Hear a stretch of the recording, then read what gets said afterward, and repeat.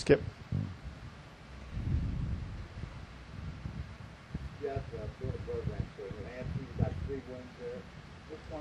What's your 3 wins at New Hampshire might stick out the most, and how do you like the track?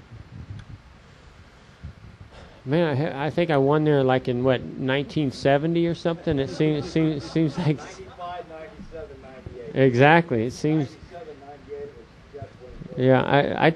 Yeah, at this point in my career, I feel like I haven't won at New Hampshire based on the statistics. I think it's kind of like the All-Star race. It's like a 10-year deal where you basically are going to default.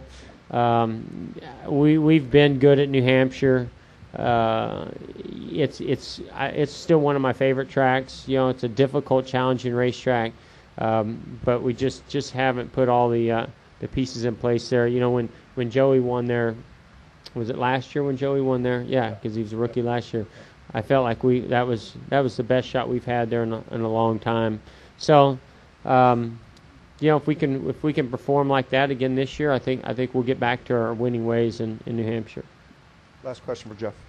Jeff, Scott Walsh from the Scranton Times of Pennsylvania. You talked a little bit about how the spoiler could have an impact on the race Sunday. How about with this being a fuel mileage track, the green-white checker rule, how that could play a role in Sunday's race? I love the spoiler. The spoiler's great. Love the way the car drives.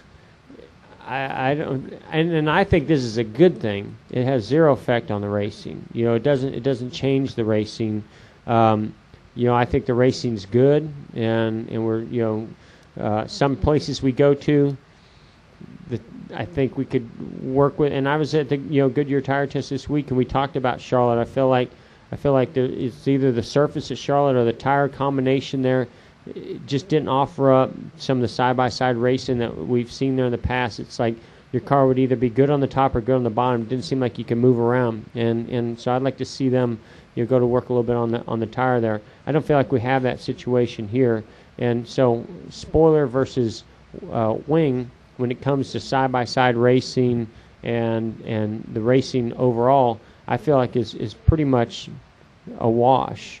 I think that again, it goes back to that perception. I thought the racing was pretty good before that, and I feel like it's been fantastic this year. And I think the double file restarts and the green white checkers contribute a lot to those great races.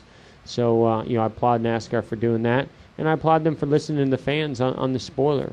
But they put the other than the drag, I think they put the downforce balance of the car pretty much where it was, so it doesn't really have an effect.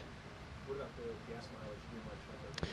Well, that's where I think that this race is going to change this time around, and that's because of the green-white checkers. When you throw three green-white checkers in at a road course or here at a place like Pocono or Michigan where fuel mileage is so key, it's going to make it very, very tough for these crew chiefs to make that gutsy call and come in early and push the limits, because if that caution comes out late here, you're done and you're going to run out of fuel. And so you got to be a little bit more conservative at a place like this, and it just depends on where you're at in the race. If you're running 15th, then it'll be more risky. If you run the top 5, you're going to be less risky.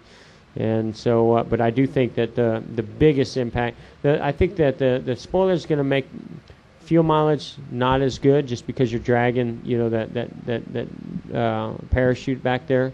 But the green-white checkers is the biggest factor that I think is going to change your fuel mileage and how the crew chiefs are going to call this race. Jeff, thank you for your time. Good luck this weekend.